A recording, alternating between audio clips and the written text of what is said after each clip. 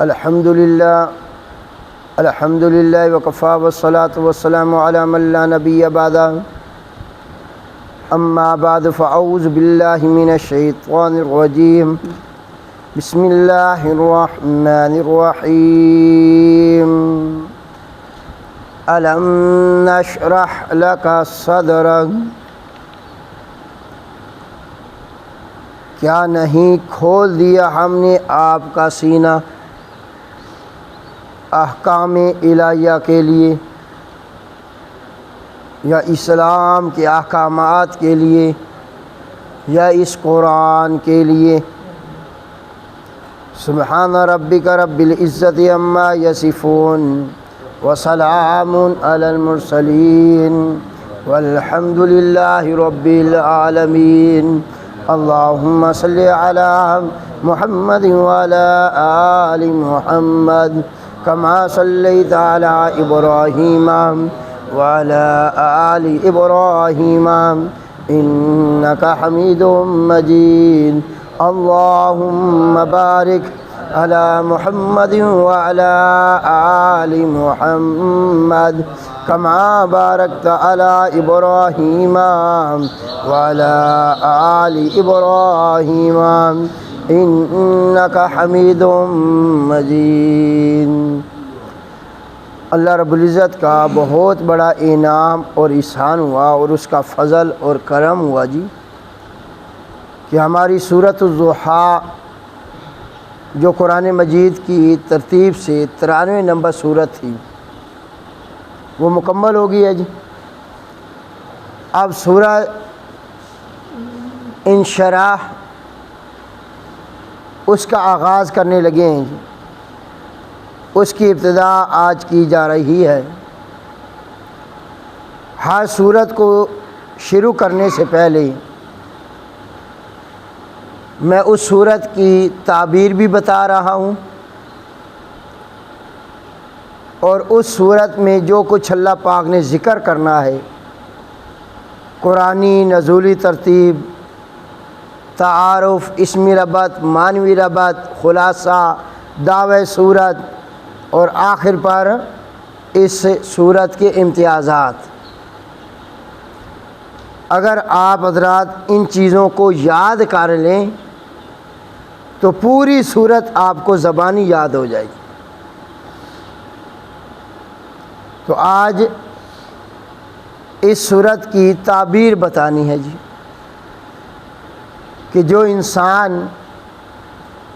خواب کے اندر سورہ انشراح تلاوت کرے اس کی تعبیر کیا ہے۔ علامہ ابن سیرین رحمۃ اللہ تعالی علیہ وہ فرماتے ہیں اس سورت کی تعبیر یہ ہے کہ جو انسان خواب کے اندر اس سورت کو تلاوت کرے گا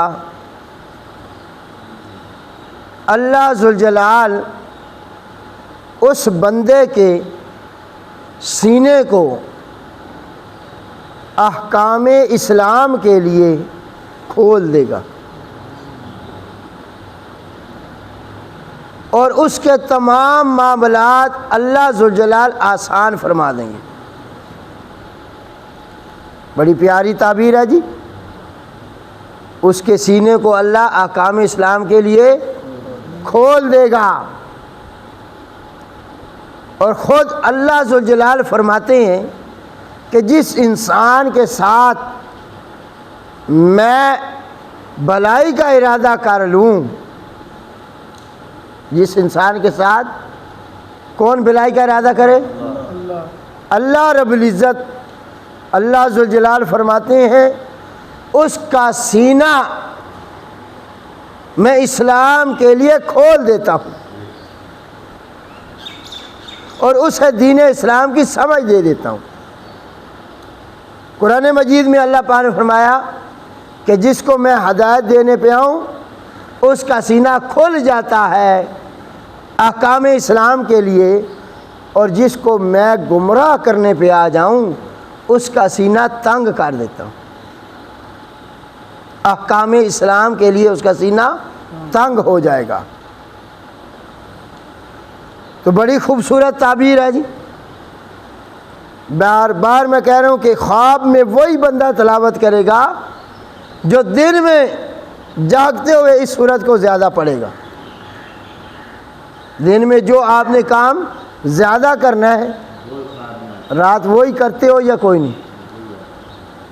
کئی مثالیں ہیں اس دنیا میں۔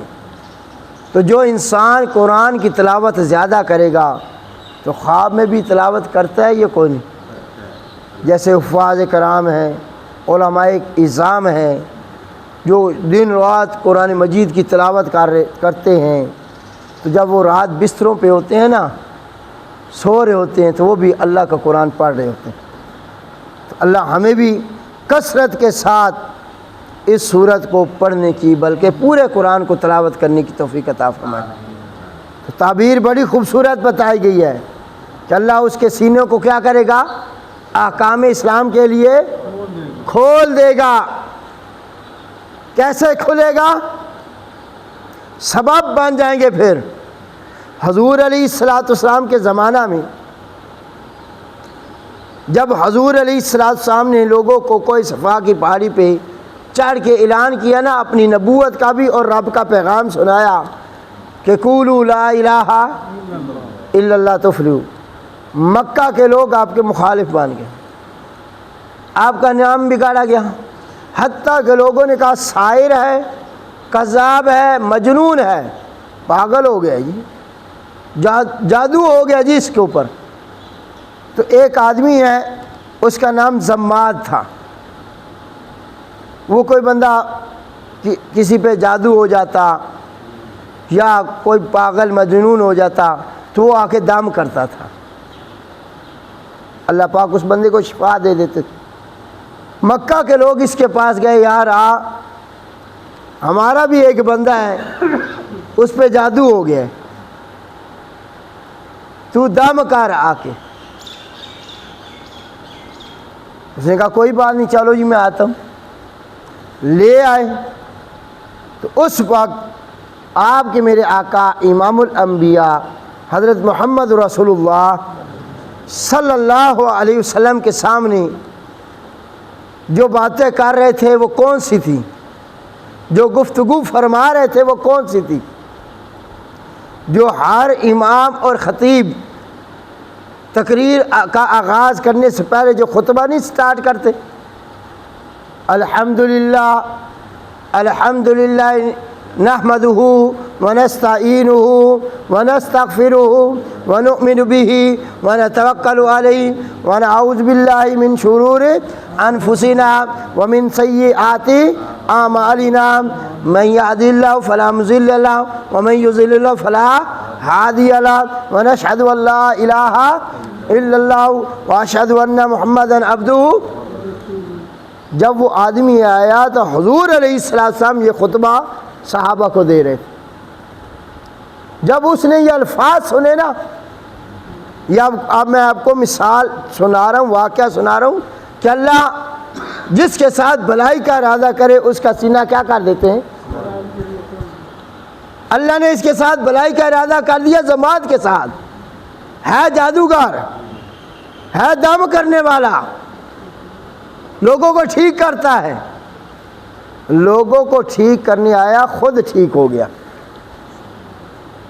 میرے نبی کو ٹھیک کرنے آیا اور میرے نبی کی صحبت اور محفل میں آیا تو میرے نبی کو کیا ٹھیک کرنا تھا، وہ خود ٹھیک ہو گیا۔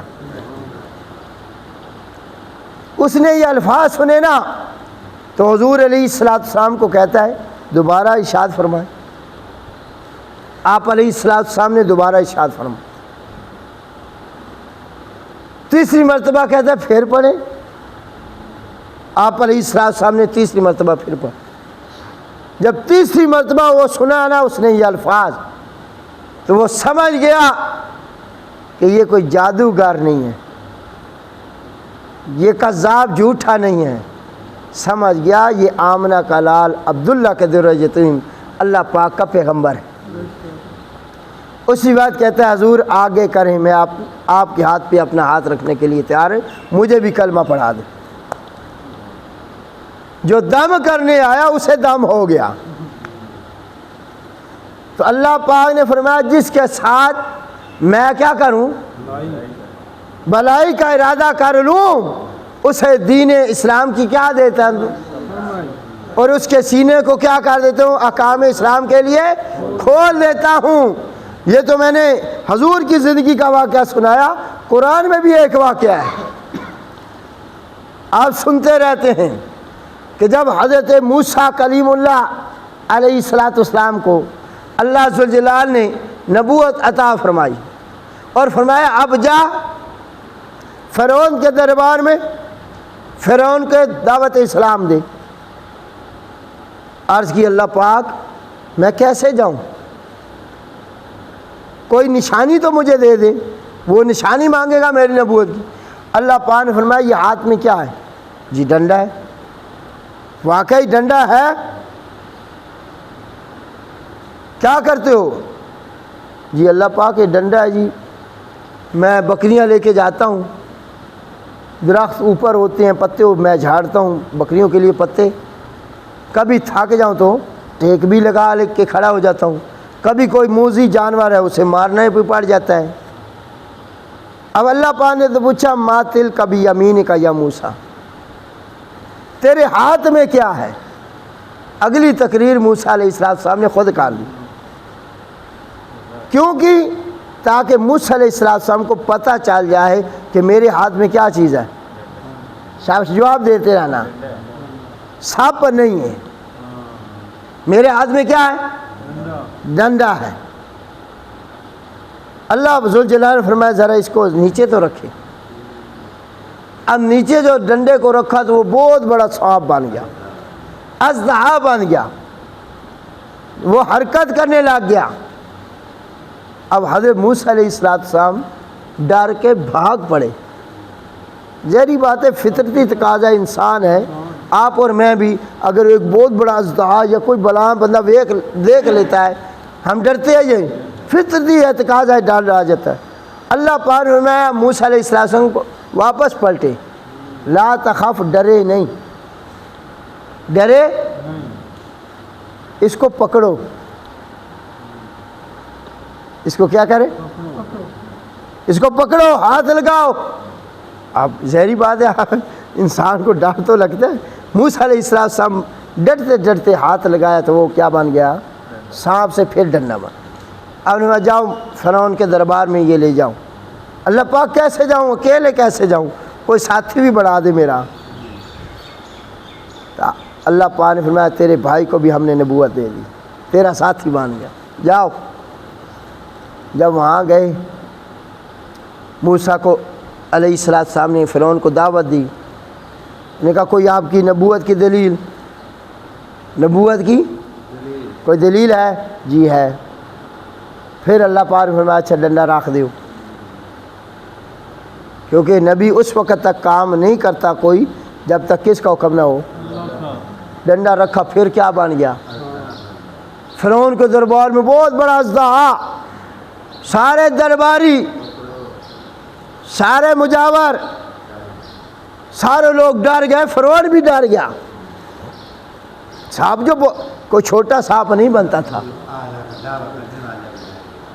تو اس وقت فرعون کہتا ہے اچھا یار اس کو پکڑ لے، اس کو کیا کر لے، ہم تیری بات مانتے ہیں، یقین آ گیا بھی تو اللہ کا پیغمبر ہے۔ حضرت موسیٰ علیہ السلام نے جو ہاتھ لگایا پھر وہ کیا بن گیا؟ اب چاہیے تو یہ تھا کہ فرعون ایمان لے آتا، لیکن اللہ فرماتے ہیں جس کے ساتھ میں بھلائی کا ارادہ نہ کروں نا اس کا سینہ تنگ کر دیتا ہوں۔ اب اپنی آنکھوں سے دیکھ چکا ہے کہ لاٹھی سانپ بن گئی ہے، کیا کہتا ہے؟ یار اس کو پکڑ لے، میں تیری بات مانتا ہوں، مانتا ہوں۔ جب پکڑا ڈنڈا بن گیا، پھر کلمہ پڑھ گیا فرعون۔ جنہوں نے نہیں ماننا نا، آپ لوگ لاکھ قرآن کی آیتیں پڑھیں، نبی کے فرمان پڑھیں، انہوں نے نہیں ماننا، اور جنہوں نے ماننا ہوتا ہے وہ دلیلیں نہیں مانگتے۔ اب فرعون کہتا ہے تو بہت بڑا جادوگر ہے بھائی، تو کیا ہے، ہم تیرے مقابلے میں جادوگر بلاتے ہیں۔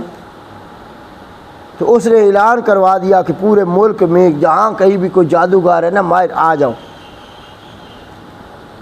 اور موسیٰ علیہ السلام کو کہا کہ آؤ ہم تمہارا مقابلہ کریں گے، آ جا مقابلے میدان میں آ جا۔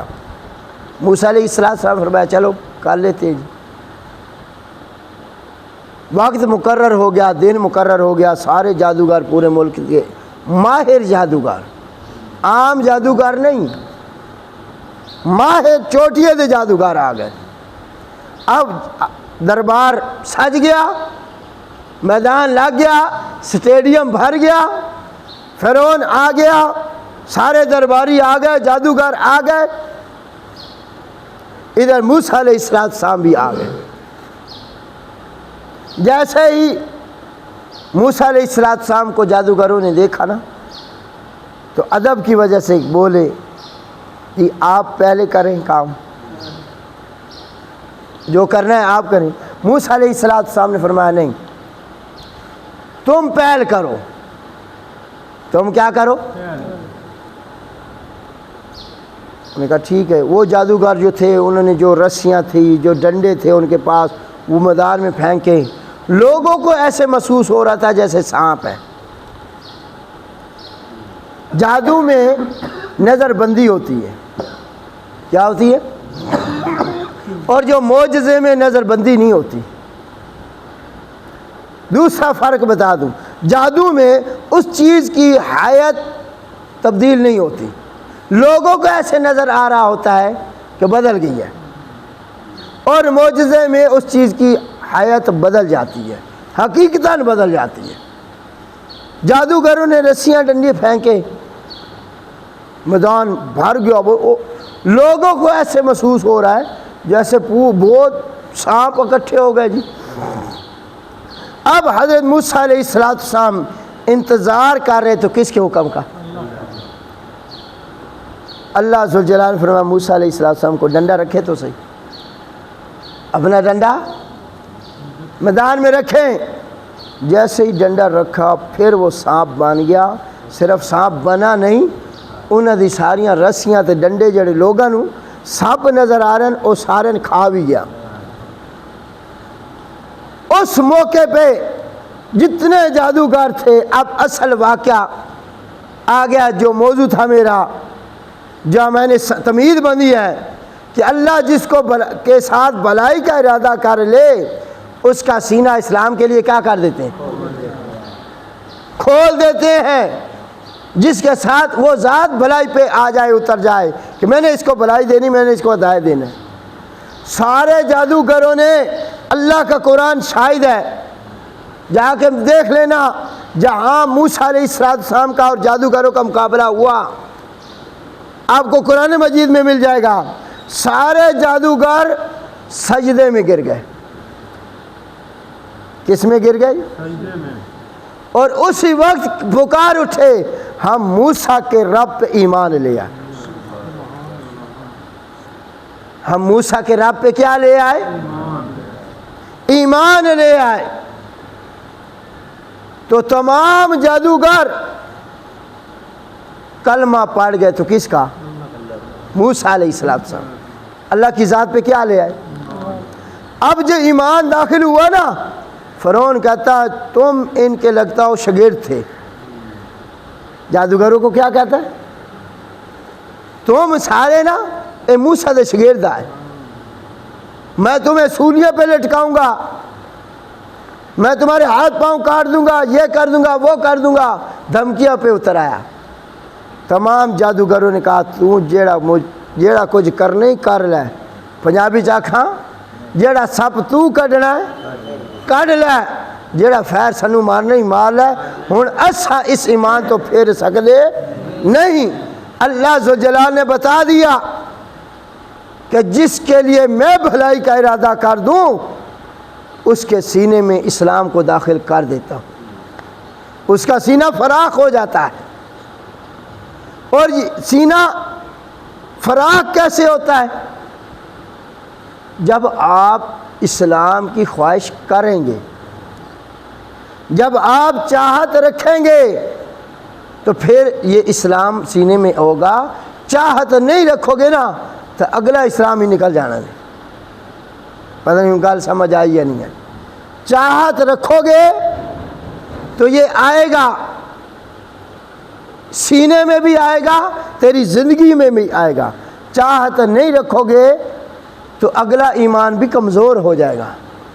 جیسے درخت ہے، اس کو نیچے سے پانی لگتا رہے تر و تازہ رہتا ہے یا کوئی نہیں؟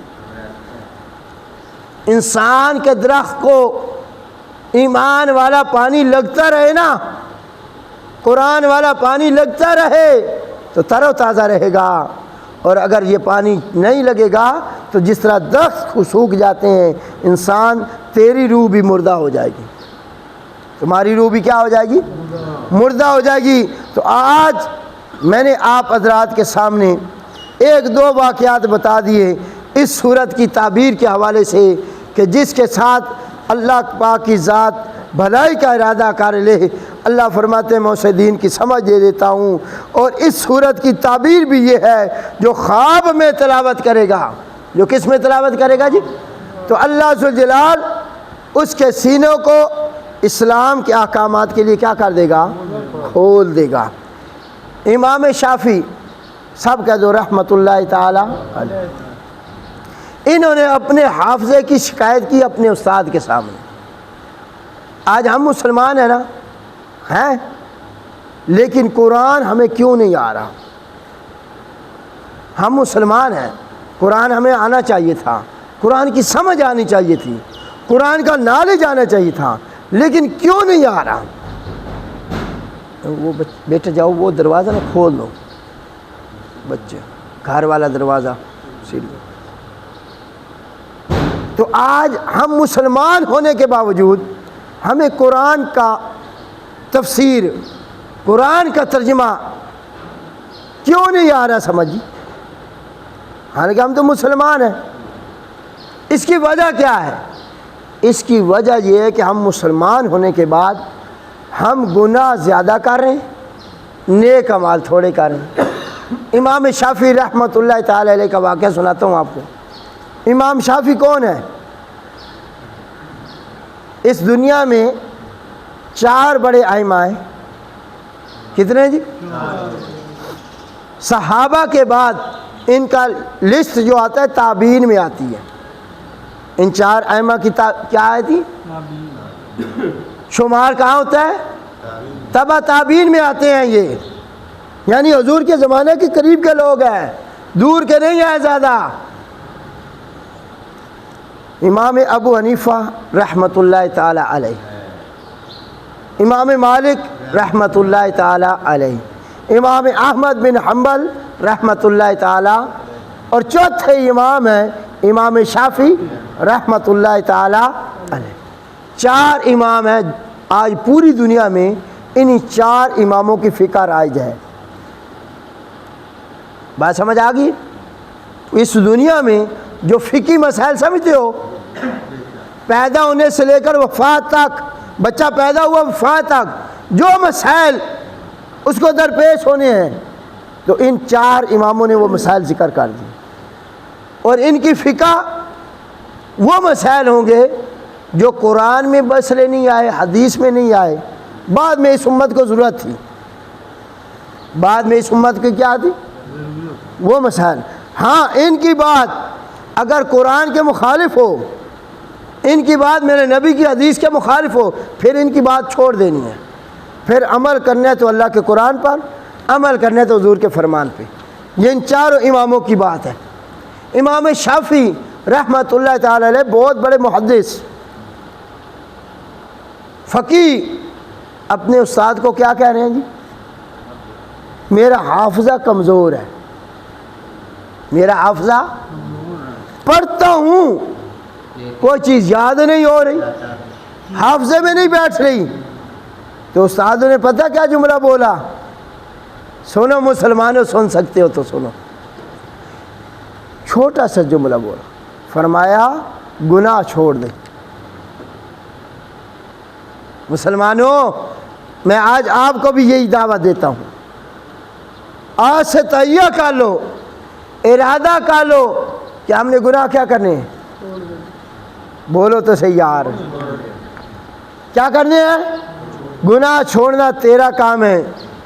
تیرے حافظے کو مضبوط کر دینا کس کا کام ہے؟ تیرے حافظے میں قرآن بھی آئے گا، تیرے سینے میں نبی کی حدیث بھی اترے گی، تیرے وجود کے اوپر نبی کی سنت بھی آ جائے گی، بشرطے کہ کیا کر دے؟ اس دل سے گناہ سے پکی توبہ کر۔ گناہ کیا ہے جی؟ جو بندہ نماز نہیں پڑھتا وہ گناہ کر رہا ہے، شاباش بول دیں۔ جو جھوٹ بولتا ہے، جو غیبت کرتا ہے، آپ نے یہ لفظ بولتے آنا ہے، تصدیق کرتے ہیں۔ جو ماں باپ کا دل دکھاتا ہے، جو بہن بھائیوں کا حق مارتا ہے، جو بہن اور بیٹی کی وراثت کھاتا ہے، جو پڑوسیوں کو ستاتا ہے، جو شرک کرتا ہے، گناہ۔ یہ گناہ چھوڑ۔ جو گانا سنتا ہے، جو فلم دیکھتا ہے، جو ڈرامے دیکھتا ہے، جو نامحرم عورتوں کو دیکھتا ہے، یا جو نامحرم عورتیں نامحرم مردوں کو دیکھتی ہیں، ان کی محفل میں جاتی ہیں، صحبت آپ کے میرے آقا امام الانبیاء حضرت محمد رسول اللہ صلی اللہ علیہ وسلم کی تعلیمات دیکھ لینا۔ آپ علیہ الصلوۃ والسلام نے صحابہ کی تربیت کیسے کی؟ ایک صحابی ہیں حضرت ابو ہریرہ رضی اللہ تعالی عنہ۔ سب سے زیادہ اگر کسی صحابی نے حضور کی حدیثیں روایت کی ہیں تو وہ کون سے صحابی ہیں؟ شاباش بول دیں یار، حضرت ابو ہریرہ رضی اللہ تعالی عنہ۔ تمام صحابہ میں ان کا پہلا نمبر ہے۔ ایک دن آئے نا حضور علیہ السلام کے پاس، حضرت 24 گھنٹے نبی کی محفل میں وہ بیٹھے رہتے تھے، باقی صحابہ چلے جاتے تھے کام کاج کے لیے۔ یہ ایسا تھا کہ ان کو نبی پاک کے ساتھ ایسا عشق لگاؤ محبت ہو گئی نا، دین کے ساتھ، قرآن کے ساتھ، ایک دم سارے صحابہ لگے ہوئے ہیں، کوئی روٹی کھان جا رہا ہے، کوئی کدھرے جا رہا ہے، کوئی کدھرے جا رہا ہے۔ میں نبی دی محفل وچ بیٹھا رہندا کہ کوئی گل میری نبی دی ہووے تو میں سن لواں تے اودے تے عمل کراں۔ یہی حضرت ابو ہریرہ کہتے ہیں میں نبی پاک صلی اللہ علیہ وسلم نے فرمایا، عرض کی تھی حضرت میں 24 گھنٹے تواڈے کو رہنا، 24 گھنٹے، لیکن اس دل وچ تواڈی گلاں محفوظ نہیں ہو رہی۔ ان کی محبت میں کوئی شک ہے؟ ان کے اخلاص میں؟ لیکن وہ حضرت ابو ہریرہ کہہ رہے ہیں کہ مجھے میرے دل میں، میرے سینے میں آپ کی باتیں محفوظ نہیں ہو رہی۔ آپ علیہ السلام فرمایا ابو ہریرہ چادر بچھا۔ یہ بات سننے کی ہے ماشاءاللہ، کیا کر؟ چادر بچھا۔ آپ علیہ السلام نے کچھ پڑھا، پڑھ کے نا اس چادر کے اوپر پھونک دیا۔ کیا کر دیا؟ فرمایا اب اس چادر کو لے اپنے سینے سے لگا۔ قربان جاؤں، واہ صحابہ ہیں، کتنے خوش نصیب آپ لوگ ہیں۔ جیسے ہی سینے سے لگایا نا اسے اوڑا، کہتے مجھے ایسے، پھر آپ علیہ السلام ادھر قریب آ، آپ نے اپنا دایاں ہاتھ حضور علیہ السلام نے یہ ہاتھ ان کے سینے پہ پھیرا، کہتے ہیں ایسے لگا مجھے سینے میں ہے کہ ٹھنڈ سے ہی پڑ گئی، اور اس کے بعد سے لے کر مرد دم تک کبھی میں نے کوئی چیز مجھے بھولی نہیں۔ لیکن آپ چاہت تو رکھو یار، وہ تو صحابہ تھے، حضور علیہ السلام کے قریب بیٹھنے والے، حضور کی محفل میں آنے والے، اور انہوں نے تو کمالات اور خوبیاں اور معجزات دیکھے تو ایمان لے آئے۔ اور یار تم کتنے خوش نصیب ہو، تم نے تو میں نے نبی کو دیکھا نہیں، پھر بھی اس کا کیا پڑھ رہے ہیں، پھر بھی اس پر کیا ہے، ایمان ہے۔ تو آپ اور میں زیادہ خوش نصیب ہیں کہ ہم نے نبی کو دیکھا نہیں، نبی کو کی بات سنی نہیں، نہ نبی کی محفل اپنائی ہے، سمجھ، نہ نبی کا کوئی معجزہ دیکھا ہے، پھر بھی ہم اس کا کلمہ پڑھ رہے ہیں یا نہیں پڑھ رہے؟ پڑھ رہے ہیں۔ تو آپ لوگ بہت خوش نصیب لوگ ہیں، اور بن دیکھے ہم اس کی ذات پہ کیا لائے؟ ایمان لائے۔ تو حضرت ابو ہریرہ فرماتے ہیں پھر اس کے بعد کبھی کوئی چیز میری بھولی نہیں ہے۔ تو حضور علیہ السلام کا یہ معجزہ سمجھے، صحابی کی چاہت اور خواہش دیکھے کہ میرے دل میں آپ کی باتیں کیا ہو جائیں؟ محفوظ ہو جائیں۔ سچی سچی بات بتانا آپ مسلمانوں، جس فرقے سے تم تعلق رکھتے ہو۔ کبھی ہم نے ایسی خواہش کی ہے کہ ہمارے حافظے کمزور ہیں، ہمارے دل میں قرآن کی باتیں اتر نہیں رہی؟ کبھی کسی عالم کے پاس، کسی پیر کے پاس، کسی بزرگ کے پاس ہم اپنی اولادوں کو لے گئے ہیں کہ آپ دعا کر؟ پہلے لوگ آتے تھے، خود بیٹھتے تھے، اولادوں کو لے آتے تھے، استاد جی میرا بیٹا دعا کرو۔ علماء، بزرگ، پیر ان کے لیے دعا کرتے تھے۔ پھر علماء کو، پیروں کو لوگ گھروں میں بلاتے تھے، دعوت دیتے تھے، ہاں جی ہمارے گھر تشریف لے آئے۔ وہ جاتے، جو کچھ ضیافت دعوت ہوتی کھا کے پورے گھر والوں کو کتنی دعائیں دے کے جاتے تھے۔ ان کی اولادوں کی دعائیں دے کے جانا، پھر ان کی اولادیں علماء کے قریب ہوتی، دین کی چاہت پیدا ہو جاتی، قرآن سمجھ آ جاتا۔ اور آج جو دور اور وقت جا رہا ہے، خود لوگ بھاگ رہے ہیں اللہ کے گھروں سے بھی دور، علماء کی صحبت سے دور، بزرگوں کی محفل سے دور۔ جب ہم نے ایسا ہونا ہے، دین سے دور بھاگنا ہے، پھر قرآن نے سینے میں آنا ہے، نبی کی سنت وجود پہ آئے گی۔ تو اس لیے میرے بھائیوں، اگر آپ اور میں چاہتے ہیں کہ ہمارا سینہ اسلام کے لیے کھل جائے، کیا ہو جائے، تو اس کے لیے تمنا اور خواہش کرنی پڑے گی یا کوئی نہیں؟ اللہ سے مانگنا پڑے گا یا کوئی نہیں؟ تو مانگیں گے آپ حضرات؟ تو اللہ سے دعا کرتا ہوں اللہ ذوالجلال آپ کے میرے سینے کو قرآنی علوم سے منور فرما دے، اور ہمارے وجود کو حضور کی سنتوں سے آراستہ فرما دے، اور اس قرآن کے قریب آنے کی توفیق عطا فرمائے۔ مسلمانوں، بڑا موقع ہے، دین مشکل نہیں ہے، قرآن مشکل نہیں ہے، دین کے احکامات پیچیدہ اور مشکل نہیں ہے، بہت آسان ہے، بشرطے کہ اس کے قریب تو لگو، اس کے قریب آنے کی کوشش تو کرو۔ تو آپ کوشش کریں، آگے چھٹیاں آ رہی ہیں، بچوں کو، آپ کی بچیوں کو چھٹیاں ہونی ہیں، تو آپ ہمت فرمائیں، تھوڑی سی اپنی بچیوں کو دین کا عادی بنا دیں، اور سورت کوئی سورت ہی پڑھوا دو ترجمہ تفسیر کے ساتھ، بچوں کو مسجد کے عادی بناؤ، علماء کی صحبت میں لاؤ، تاکہ بچے قرآن پڑھیں، قرآن کی تفسیر پڑھیں، نماز کے عادی بنیں۔ یہ کر سکتے ہو یا کوئی نہیں؟ تھوڑی سی آپ ہمت فرما لیں۔ ان چھٹیوں میں میں چاہتا یہ ہوں کہ ہماری اس مسجد میں یہ رونق لگ جائے، نوجوان طبقہ، بڑی عمر کے لوگ جو گھروں میں فارغ ہوتے ہیں، بچے فارغ ہوں گے، آگے گرمیوں کا موسم ہے، بچے باہر نکل جاتے ہیں بیچارے، نیند نہیں آتی، تو آپ اسے دین کی محفل میں لاؤ۔ میرا ارادہ ہے کہ ہم ایک کلاس لگا دیں، تاکہ یہ جو قرآن کا خلاصہ ہے جو ہم نے ماہ رمضان مبارک میں آپ کو سنایا تھا، میرا ارادہ ان بچوں کو بھی سنا دیں۔ 2-2.5 ماہ ان کو چھٹیاں ہونی ہیں، خلاصہ چلے گا پورے قرآن کا۔ تو انشاءاللہ آپ ہمت فرمائیں، اپنے بچوں کو، بچیوں کو تیار کریں۔ تو اللہ ذوالجلال سے دعا ہے اللہ ہمیں دین سمجھنے کی توفیق عطا فرمائے۔ وما علینا الا البلاغ المبین۔ اللہم صلی علی سیدنا